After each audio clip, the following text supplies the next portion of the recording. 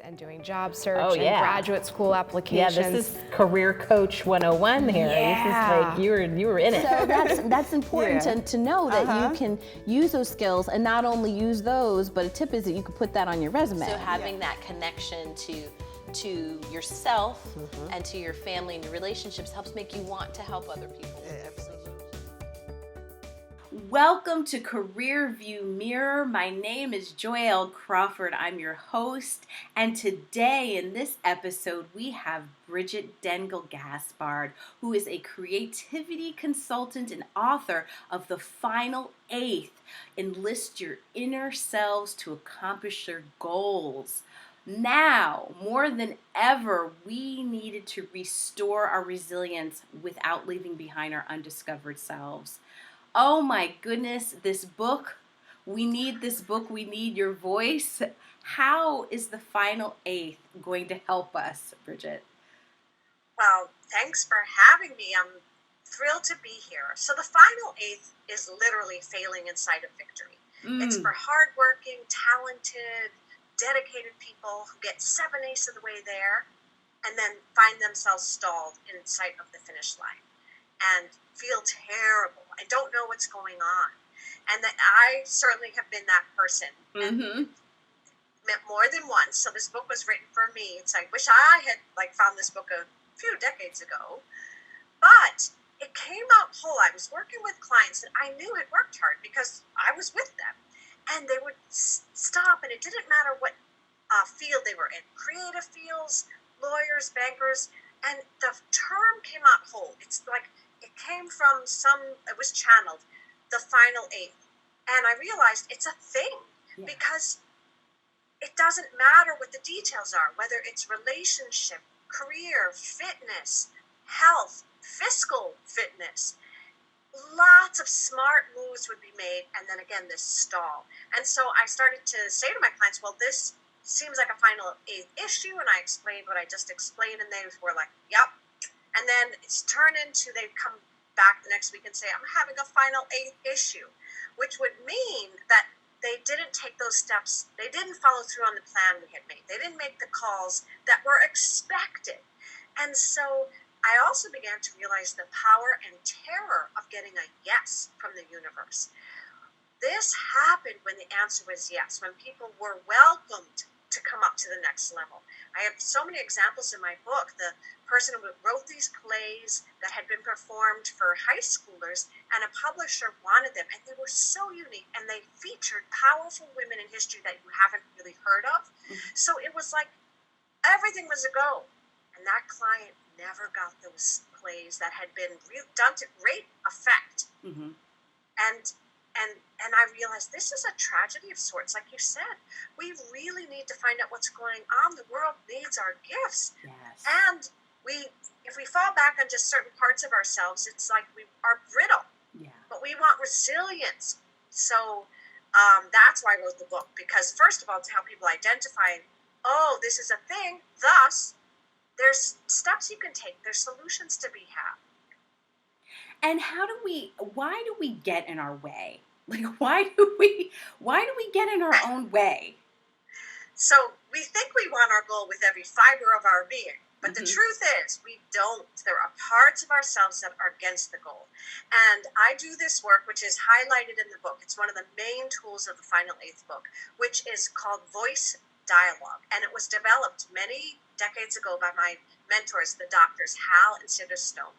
And more research proved that healthy personalities, and I say it just like that because everyone thinks Sybil or the three faces of Eve. No, healthy personalities are full of different aspects of ourselves, also called alter egos, sub-personalities, inner selves, and they all have competing agendas. Think about 5:30 in the morning when your alarm goes off, right? The minute that sound wrecks our sleep, we can feel the different parts of us. Turn that thing off, says an angry part. We're going back to sleep. The responsible part says, no, we better get up. We got to go to the gym, and then we have to go to work. The negotiator says, okay, but can we just do 10 minutes more on the snooze? And maybe a body self just feels exhaustion, like you just have not had enough sleep. And so this is our natural, healthy way of being. And I love that example because it shows that what we're doing is highlighting with the final eighth process a way that we operate internally anyway. But it's a way to dive in and say, okay, what's going on? So some selves don't want us to succeed because it's a danger zone, according to those selves. In the final eighth process, you learn all of our cells have the noble purpose of protection, regardless of their method. They want to keep us safe. And from that means so we don't get rejected. And new things are automatically not considered safe. In our reptilian brain, we're like, wait, new? Probably bad. We always default to probably bad. And that is got evolutionary reasons, and you can feel that part. And if you have access to that part, you're like, okay, that's my reptilian part. Thanks for the warning. And then let me check and see, is there danger? And a lot of the times there is. You might get envy from your friends, and you might have to deal with that. Like, you may have dysfunctional people in your circle that if you make more money, they're going to ask for some, and you don't know how to say no in a healthy way. So often these selves show you it's your portal to completing the goal, because those are areas that you have to get skills and maybe cultivate certain selves. The one that can say impersonally and nicely, here's a boundary. I'm not available 24/7. Those kind of things. So that's what the book really helps you dialogue with each self to find out their wisdom, as well as their sting. Every self is on a spectrum, so too much of anything is not good. Right. So a lazy self is your friend because it helps you slow down. Right. A lazy self 24/7 doesn't let you get enough done. Right. Like the exercise that I keep putting off. Yes. Yes.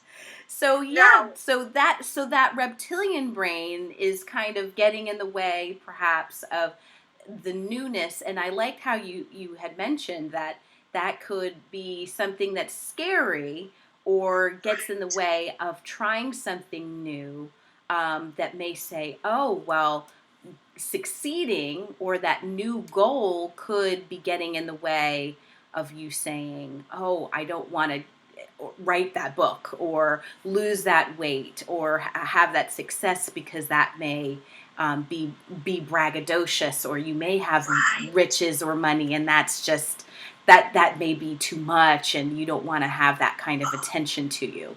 Even just looking at you, yes, all of ourselves are in our bodies, and I could see the self, but no, that's too much. And the book talks about that exactly. And the other part is to then ask that self, just out of curiosity. You'll never tell that part that says, no, don't be braggadocious. But some of the questions are, what are your rules? Like for me, what are the rules for Bridgit? And that don't be braggadocious self, the whatever that is, demure or you first, you find out because that self came up with those rules because it was safe at one time, and it was safer to be second, not first, perhaps. Yes. And you learn those things, and once you realize that today, it's like, oh, right, that's an old rule that doesn't apply anymore. Doesn't apply. Or if it does apply, you're like, all right, yeah, so let me figure out a strategy, because I like to say our 3-year-olds should not be in charge of our career anyway. Those need to be put with their favorite babysitter, with their little snack, and not at the negotiating table. Right. How many people do that? That's a form of Yes. self-sabotage. How did you bring your 8-year-old rebel boy inside of you Yes. to when you needed to bring your captain of the ship and your Yes. 5-star general? Yes. So Yes. that's an even type. So A, you get to learn how to navigate that way, and B, you get to see when you unconsciously keep it at the 7/8 and don't cross the final 8 through your choices of the parts of you you bring to the table when it matters, and then you don't get the contract or the promotion. Yeah, and these are really key things. And how did you get involved in this type of work, Bridgit? Utter synchronicity, which I love. You always got to save room for the magic. So I'm a former performer. I was in New York City, and I did comedy, and I was writing. Part of me has always been a writer. Mm-hmm. I've always enjoyed it, journaling. But then when I was a performer, you got more respect when you actually did comedy, because everyone knew you at the very least wrote your own stuff. And after you do stand-up and fail, everything is easier. So I had a few bombs, which you cannot not have as a stand-up. But during that time, I stumbled upon voice dialogue by reading about it in a completely different book. And the doctors, Hal and Cinderstone, described it. And as I read it, I felt myself get electrified. I'm like, what? Different parts. And they each have their own energy and their own mode in this world. But it's all part of us. And we get a bigger sense of who we are when we have more access to more parts of ourselves. And I hunted them down, which meant I got their 1-800 number. And then I got more and more involved. I got training in how to teach people voice dialogue. And during the trainings, I watched healing happen so swiftly, so incredibly, as people didn't discuss it. They entered themselves and they got to viscerally feel and learn things and grieve and have whatever emotions they needed, but understood fundamentally they were much bigger than they had given themselves permission to be. And I became so interested in the healing aspect. That's when I went back to school and got my master's at Columbia and became a therapist because I wanted the clinical training and the expertise and the experience. So now I'm able to put it all together and have both. I can have my clinical self, my creative self, but it was the healing power of voice dialogue that just was too mesmerizing every single time. Now I've been doing it for years. I still, tomorrow, when I do a voice dialogue session with someone, it's going to be surprising. There's always ways that stuff come up because you're not talking about it. You're entering the part of you and then communicating from that part.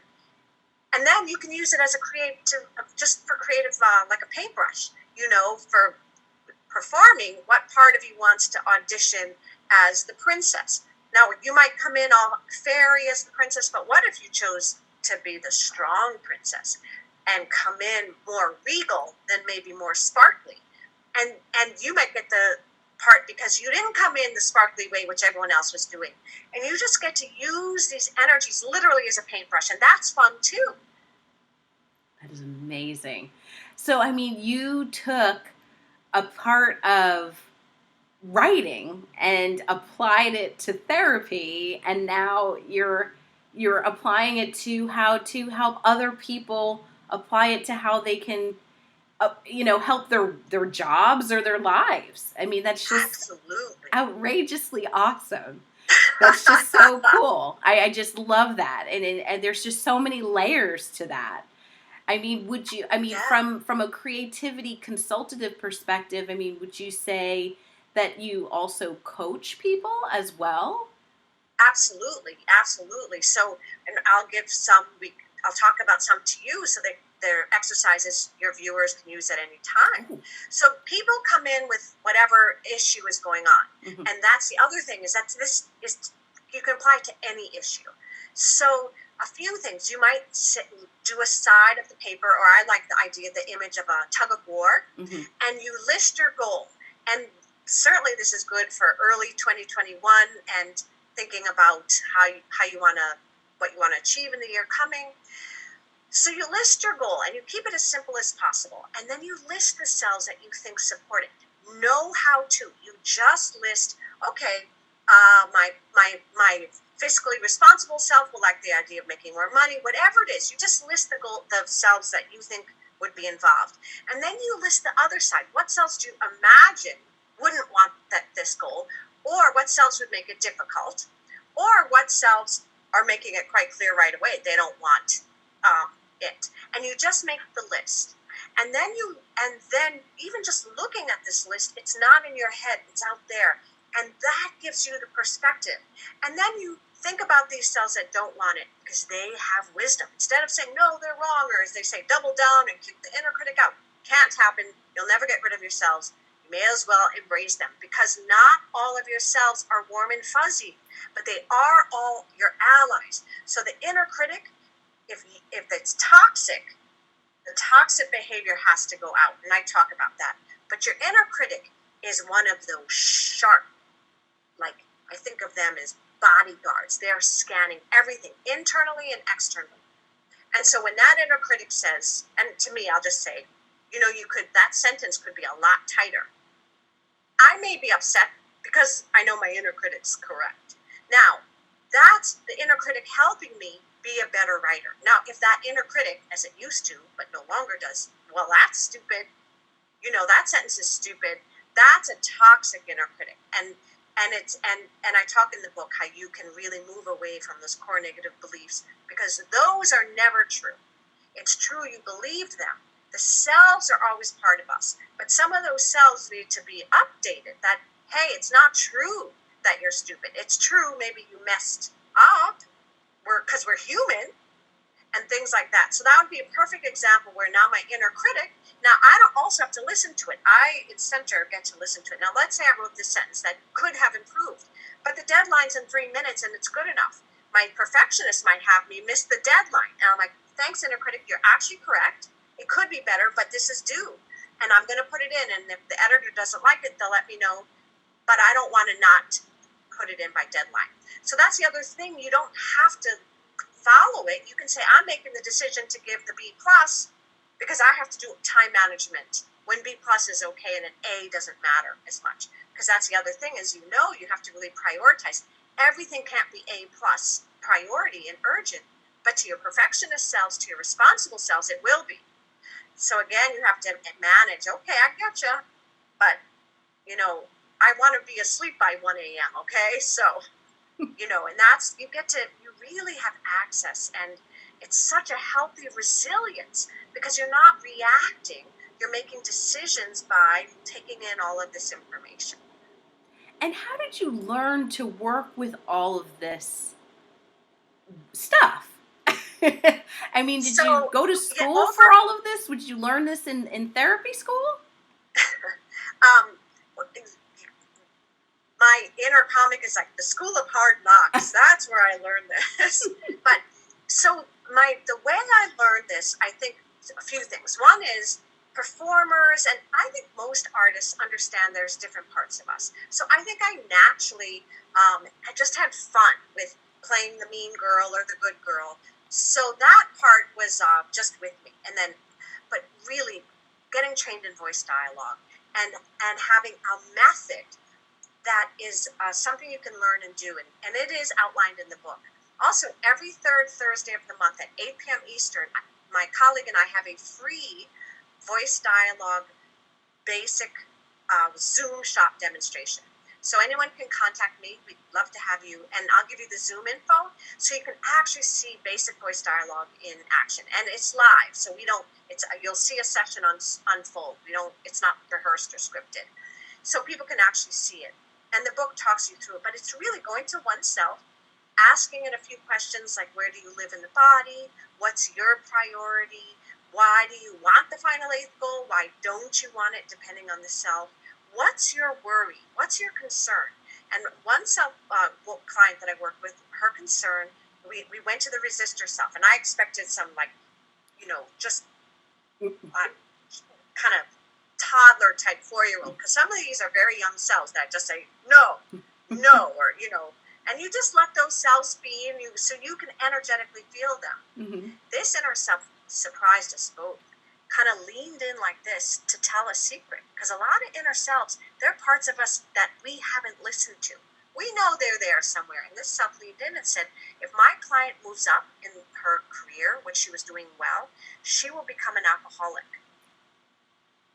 And then my client, we moved over, started weeping because that self was correct. And what we came to understand was, as she was moving up in her career, networking was mandatory.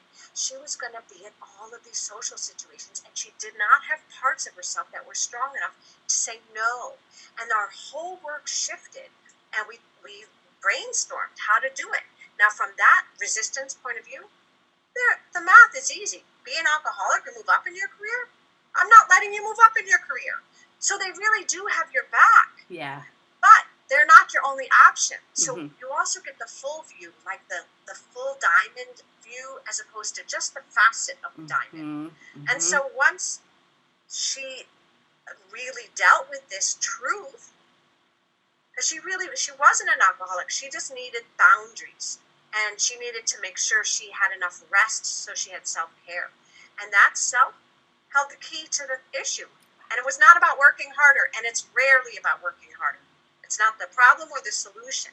She had to get brave to admit She often said yes when she meant no, all of those things. And so it was wonderful because then also it didn't waste our time. We were actually working on the thing that was the issue. Wow. Such deep work. I mean, just such deep work. Do you find that sometimes, and I find this with coaching, that sometimes you might find that there's like this fine line between coaching and therapy, right? There's like that, there is. like where you might need to go into the deeper work of therapy versus the coaching. And do you have like kind of like this, like a safety word or a place where you just need to kind of like, well, I think we need to kind of like take it a little bit deeper That's a really good question because it's like a useful division. Where does coaching happen and therapy happen? But it's also a made up division. In other words, there's no clear answer because there shouldn't be because it's so individual. So I would say in terms of coaching and or what might be more therapy is if the intensity of emotions. In other words, if it just is about trauma and grief to such a degree, then that should be a safe place and have therapy. And depending on the person, and continue with your coaching. It's not either or. And if you have a coach who is also a therapist, that like even maybe someone like me, that's a big I win. would say we're doing the coaching work. So even though I am a therapist, I think you should do your therapy somewhere else because we're really concentrating on the coaching. But if it's something that is deep but not like trauma based, I can stick with it because I love deep emotions, and also you can ask the person. And as I love that coaches and therapists, we're not the ones from on high to tell. We are working in partnership, and so you can ask the client, "What do you think? And have you ever been to therapy? And are you using coaching to avoid what should really be not in a bad way, but let's identify it to avoid something that in fact it's better off talking to a therapist about this because in coaching, and if you do well as a coach, they're going to move up. So if they have these cracks that need healing, they're going to come out in the success. That's the final issue. So that's the other thing. It may feel like a stalling, but if someone has to slow down for 6 months or something to really deal with an issue, maybe they were surprised it's still not completely done, they could still work and do some work. But then when they do it, they'll move so quickly. Yeah. And then it will be a final eighth issue. And that's then resolved. It'll be the final eighth phenomenon, like across that finish line. And I would say it's a great question, and there's really no one answer, but gut. I'm sure you have like that spidey sense, you know, like. And the other thing, and this is a big one on either side of the couch or whatever you want to say, the strength to say I don't know, and the strength to say I'm actually not the person for you in this department. And when I work with people who are coaches and therapists themselves, I go to help them with those selves. Like, you actually do a great service when you can tolerate feeling of that part that's like, oh gosh, I'm so embarrassed, I don't want to admit I don't know. But if you can handle it and then make the bigger decision, the better decision, that makes you so powerful. And you get to model it to your clients. Like, wow, I didn't think she was stupid because she admitted she didn't know. I actually was like, whoa, well, I want some of that courage. Right. So that's the other thing, is that you get to model how to be, I call it the M word, mature. Yeah, but you want to walk the talk, you know? I mean, I think it's important if you're helping somebody get to their final eighth, you know, and being authentic in modeling these things. It's the maturity and having the transparency of saying I don't know. And when I've had a couple of instances where I'm like, I've gotten to a place where I'm like, I think this is a place where I need to step back and refer you to a mental health professional, where I've reached a place where I don't think I can help you anymore. So I would. That was not easy. I'm No, sure. it wasn't easy, and I would rather them be supported in the right way than make an error that would put them on the wrong path, and my only goal is to support them in the best way possible. So yeah, I think that is really great advice. Thank you for sharing that, because I've my mom's a therapist. She was a career therapist for 40 years. Again, I was reading your bio. I was like, oh my gosh, we've got so much in common. So, but yes, Amazing. my mother was a therapist for over 40 years, and my sister is a child psychiatrist. Yeah, mental health is in our family. Yeah, so I majored in psychology. Yeah, I'm telling you. Oh my gosh! Wow. Yes, amazing. We love the brain. So Yes. and behavioral health. So but yeah, it's something. It is definitely something.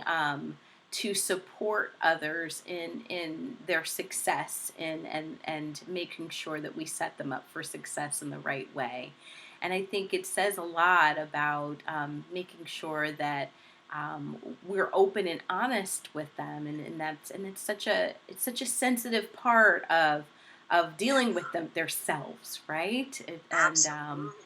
And I love all of the things that you're doing with others. I have one of my favorite questions to ask on the show is a question I love to ask others is, if you could share one or two career pieces of advice with the past you, a few years, the past you, the little Bridget.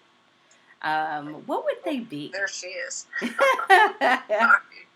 to little Bridget. Yes, right the now. little one. What would they be?